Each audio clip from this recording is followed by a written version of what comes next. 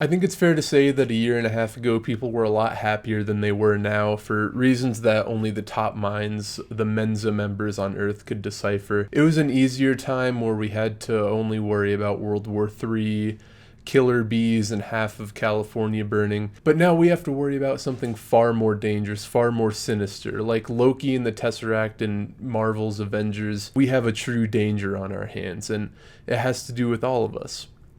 Online drama. In particular, I'm going to be talking about the controversy on Twitch that happened ever since the white and less white streamers went to go party with each other. And I just want to take a second to cover all of these controversies since so many happened in this short amount of time. First, I want to start with the Ludwig and Adin Ross controversy. Watching two baboons throw poop at each other is probably more effective of a brain stimulant than watching all of this go down. Pretty much what happened is you have these two very big streamers, Adin Ross, former 2K player, and Ludwig, the one that did the subathon not too long ago. And on the stream in the party house in Texas, Ludwig made a comment about Adin's viewers saying that they were the ones that thought they were the cool kids in high school and something stupid like that. They were obviously making jokes. And Adin Ross heard about this and he started going off on Ludwig and like his fan base, calling them fat, four-eyed loser, pimply faced nerds, or pretty much me. He was pretty much subtweeting me in that. I just think it was such a beautiful controversy because watching two baboons fling shit at each other was probably more stimulating to the brain than watching this go down. It was like watching a preschool fight another preschooler, except neither of them knew how to throw a punch. All they knew how to do was sit and cry. There's really not much to say about that one because the beef was squashed really quickly once both of them had to confront one another and actually act nice instead of putting up their internet facades online. So that was cool. But moving on. Next, we have the thing that I saw earlier today. You had RiceGum saying he was going to smack the shit out of Hasan. You're dumb as fuck. I'll smack the fuck out of you, bro. Like, you fucking... Pretty much 6'3" Hasan Abi, political commentator, called RiceGum a nerd because of how he acts in his past in YouTube.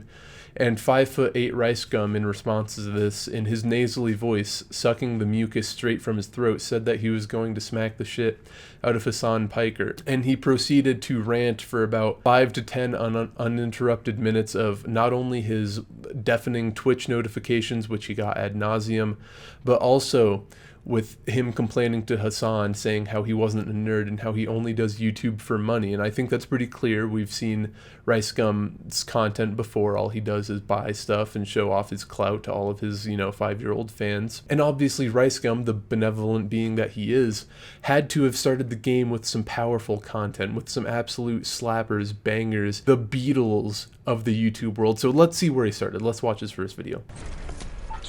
Yo, what up? It's your boy Rice Flavored Gum. You can call me Brian, that's my real name, because all you guys are, my subscribers.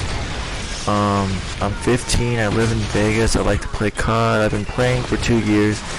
If you're here for tips and a good gameplay, I can't provide that, but if you're here just to have fun, I'm really funny. It's really hard to call that the content of a nerd. That's the kind of thing that a Chad that goes to the gym 7 days a week would do. Playing COD, just so brave. Telling his life stories, referring to himself as funny and cool. Such a humble guy, really. Truly a master at his craft. But yeah, no, once again, it was a preschool fight. Nothing really happened. I just thought it was pretty cute how RiceGum was trying to defy against Hasan and try to build up some beef against somebody far more popular than him, just so he could maintain that relevancy that he needs to boost every several months with some controversy in order to stay popular. And I think it's fair to say that most of this drama is really manufactured.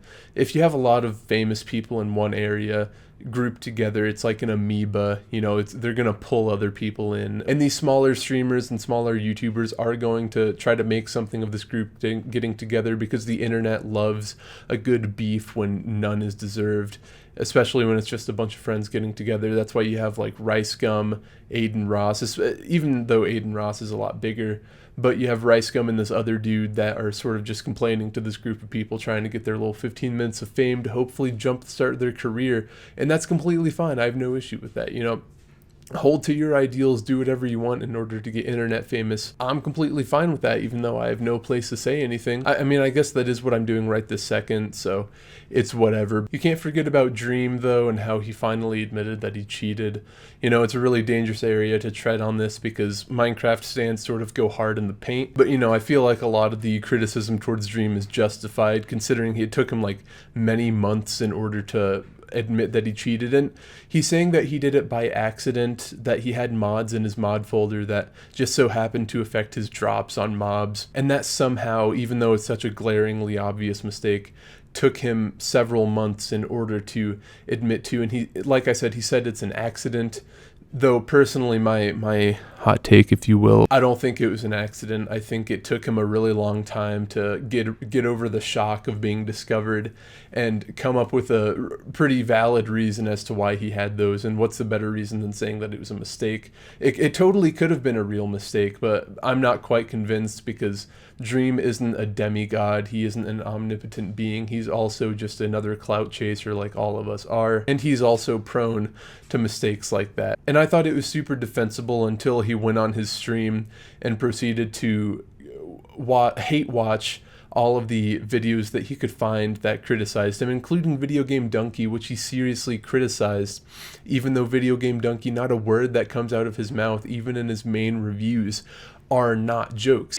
I have the world record on Bowser's Big Bean Burrito. Everything he says is humorous, and Dream, being the genius he is, decided to try to unironically criticize a video from a comedian that posts comedic videos multiple times a month. I think that was beautiful. But then in one of the videos that he watched, you could see that he downvoted it. There's this video, don't send hate. I disliked it. Okay, I did. Okay. He was just going through videos that he saw him getting criticized in, and he just clicked the dislike button on them. I think that really shows who Dream is as a person, especially all the stuff that's been happening on Twitter with him and Notch lately, that it's been a downward spiral for both of them ever since they were thrown into the pits of Twitter. But yeah, no, I just wanted to talk about this drama fruitlessly for a minute. That's all I have to say. Peace.